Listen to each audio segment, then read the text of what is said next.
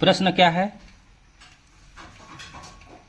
दो संख्याओं का महत्तम समापवर्त तथा लघुत्तम समापवर्त क्रमशः 50 और 150 है। एलसीएम दिया है 250।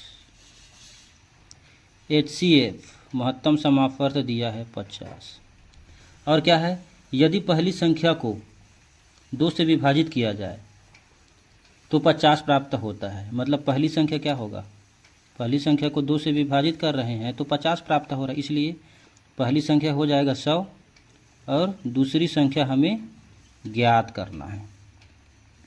तो फार्मूला क्या होता है? एलसीएम लघुत्तम समापवर्त गुणित महत्तम समापवर्त एचसीएफ बराबर होता है पहली संख्या गुणित दूसरी संख्या।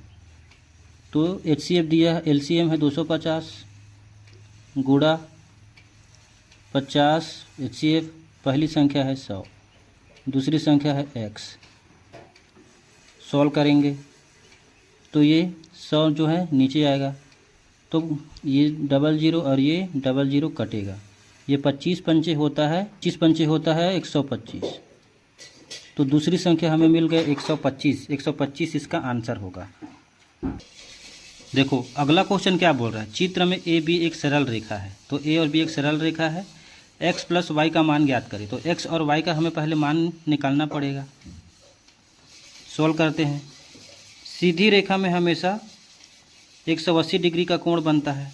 तो जब ये 110 है तो ये कितना होगा? 110 धन 2x इज इक्वल टू 180। अब 180 में 110 को घटाएंगे तो 2x बराबर हो जाएगा हमारा 70। तो x बराबर क्या आ गया? 35 डिग्री। x का मान आ गया 35 डिग्री।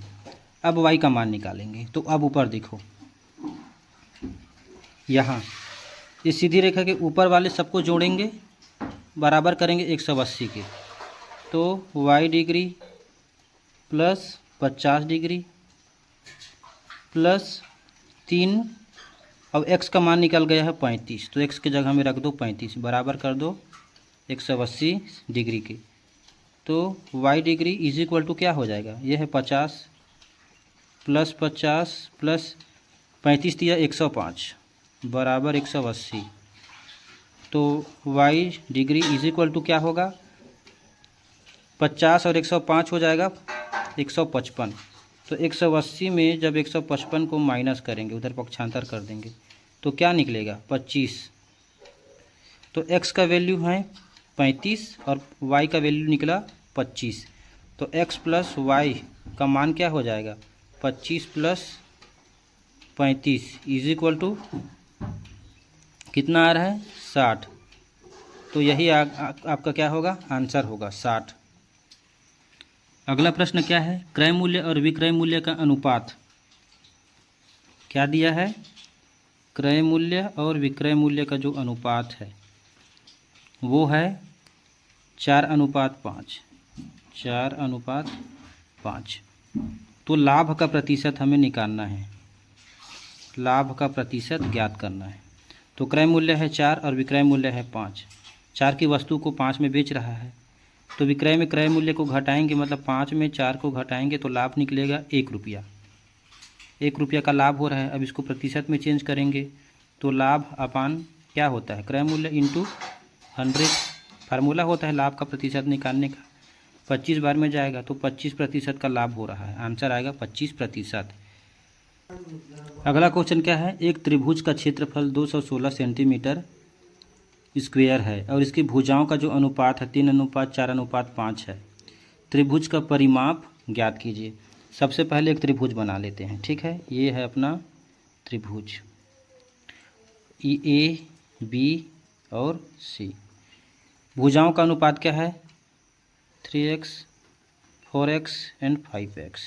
समकोण त्रिभुज है ये, ठीक है। अब त्रिभुज का क्षेत्रफल का सूत्र क्या होता है? तो त्रिभुज का क्षेत्रफल बराबर होता है 1/2 आधार गुणा ऊंचाई क्षेत्रफल हमें प्रश्न में दिया है 216 बराबर 1/2 गुणा आधार प्रश्न में क्या मिल गया है हमें? 4x गुणा ऊंचाई है 3x। 2 से ये 2 कटेगा तो 4 कटेगा, 2 दूने 4, तो 200 क्या आएगा 216 इज इक्वल टू 2, तो 3 दूनी 6 का x का स्क्वायर। अब ये इसको काटेंगे तो 6 कम 6 और 6 छक 36 छक्के 216 होता है, तो x square is equal to आ गया 36, तो x इज इक्वल टू आ जाएगा हमारा 6। तो भुजाओं का अनुपात जो दिया है उसमें 6 का वैल्यू रख के क्या करेंगे, सबको जोड़ देंगे तो परिमाप निकल जाएगा, क्योंकि परिमाप क्या है, सभी भुजाओं का योग है।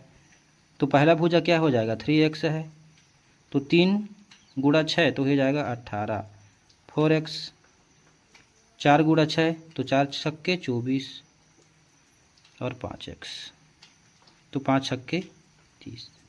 सबको जोड़ दो, सबको जोड़ेंगे तो ये हो जाएगा 54, 54 और 18 क्या होता है 72 होता है सेंटीमीटर। जो त्रिभुज है उसका परिमाप क्या होगा 72 सेंटीमीटर होगा। अगला प्रश्न क्या है, 150 रुपये पर 8% की दर से उतना ही ब्याज जितना 800 रुपये में 3 वर्ष में 4.1/2% की दर से मिलता है, कितने वर्षों में मिलेगा। तो सबसे पहले तो 800 रुपये में कितना ब्याज मिलता है उसको निकालना पड़ेगा, ठीक है। तो सॉल्व करते हैं। तो मूलधन तो साधारण ब्याज निकालना है, सिंपल इंटरेस्ट, साधारण ब्याज, सिंपल इंटरेस्ट SI क्या होता है मूलधन 800, गुणे होता है दर, तो 4/1/2 को क्या लिख सकते हैं 9/2 चौके 8 और 1 9/2, गुणा समय क्या है 3 वर्ष,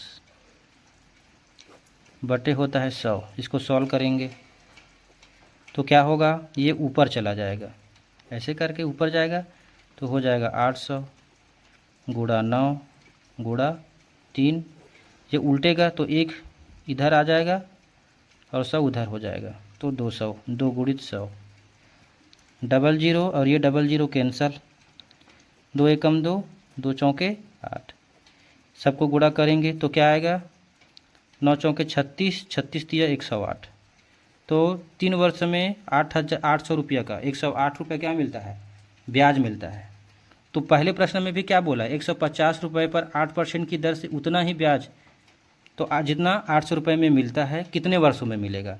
तो कहने का मतलब ये है कि 108 रुपये का जो ब्याज है साधारण ब्याज, अगर मूलधन 150 रुपया हो तो 8% की दर से कितने वर्षों में मिलेगा, ऐसे हो जाएगा। सॉल्व करेंगे, ये 0 और ये 0 कटेगा, उसके बाद 2 पंचे 10, 2 चौके 8, 5 तिया 15, ठीक है। तो 108 बराबर हो गया 4 तिया 12 गुणे x का वैल्यू निकालना है, 12 इधर आएगा, ऐसे हो जाएगा। अब इसको कटा दो,